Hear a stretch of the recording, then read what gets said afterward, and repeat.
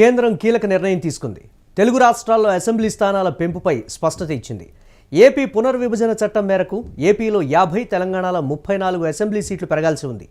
కేంద్రంలో చోటు చేసుకుంటున్న పరిణామాలు, తాజా నిర్ణయాల వేళ తెలుగు రాష్ట్రాల్లో అసెంబ్లీ నియోజకవర్గాల పునర్విభజనపైన స్పష్టత వచ్చింది. దీంతో ఇప్పుడు 2 తెలుగు రాష్ట్రాల్లోని రాజకీయ పార్టీలు ఈ నిర్ణయంతో తమ కార్యాచరణకు సిద్ధమవుతున్నాయి. ఏపీ, తెలంగాణలో అసెంబ్లీ సీట్ల పెంపుపైన క్లారిటీ వచ్చింది. 2014లో పార్లమెంటు ఆమోదించిన ఏపీ పునర్విభజన చట్టం ప్రకారం తెలుగు రాష్ట్రాల్లో ఒక్కో పార్లమెంటు స్థానం పరిధిలో 2 అసెంబ్లీ సీట్లు పెరగాల్సి ఉంది. అయితే ఇప్పుడు కేంద్రం ఈ విషయంలో సంప్రదింపులు చేసింది, పలువురి అభిప్రాయాలు సేకరించింది. 2026లో జరిగే జనగణన కారణంగా ఇప్పుడు అసెంబ్లీ స్థానాల పెంపు చేపట్టకుండా సెన్సెస్ పూర్తయిన తర్వాత చేయాలని నిర్ణయానికి వచ్చినట్లుగా తెలుస్తోంది. దీంతో 2 తెలుగు రాష్ట్రాల్లో వచ్చే అసెంబ్లీ, లోక్సభ ఎన్నికలు పాత నియోజకవర్గాలతోనే జరగనున్నాయి. జనాభా లెక్కల సేకరణ, దాని తర్వాత నియోజకవర్గాల పునర్వ్యవస్థీకరణ ప్రక్రియ పూర్తయ్యే సమయానికి 2029 ఎన్నికలు పూర్తి కానున్నాయి.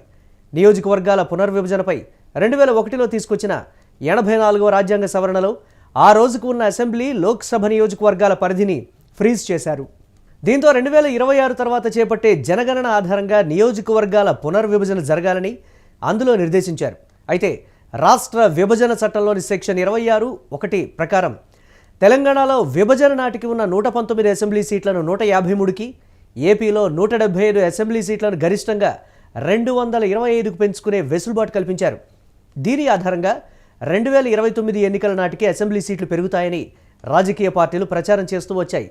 జనగణన ఆధారంగానే నియోజకవర్గాల పునర్విభజన జరగాలని విభజన చట్టంలో ఎక్కడా లేదని, ప్రజల సౌకర్యం, పాలనా సౌలభ్యం, భౌగోళిక సమస్యలు తలెత్తకుండా మాత్రమే పునర్విభజన జరగాలని అందులో ఎన్నికల కమిషన్కి నిర్దేశించారని వాదిస్తూ వచ్చాయి. కేంద్రం మాత్రం జనగణన తర్వాతే 2 రాష్ట్రాల్లో నియోజకవర్గాల పునర్విభజన ఉంటుందని స్పష్టం చేసింది.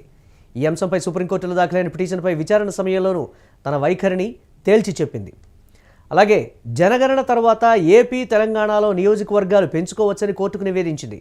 కేంద్రం ఈ ఏడాది జూన్ 4న 2027 జనగణనకు షెడ్యూల్ ప్రకటించింది.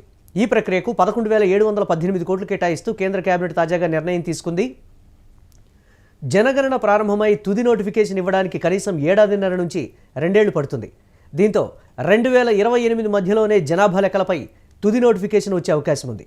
ఆ నోటిఫికేషన్ ఆధారంగా నియోజకవర్గాల పునర్విభజన చేపట్టాలంటే ఇంకో 1.5 నుంచి 1.5 పడుతుంది.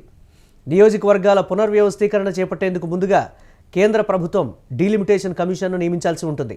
ఈ కమిషన్ రాష్ట్రమంతా తిరిగి ప్రజాభిప్రాయాలను సేకరించి తుది నోటిఫికేషన్ ఇవ్వాల్సి ఉంటుంది. ఈ లెక్కన 2029 ఏప్రిల్, మే నెలల్లో జరిగే ఎన్నికలకు కొత్త నియోజకవర్గాలు సాధ్యం కావు.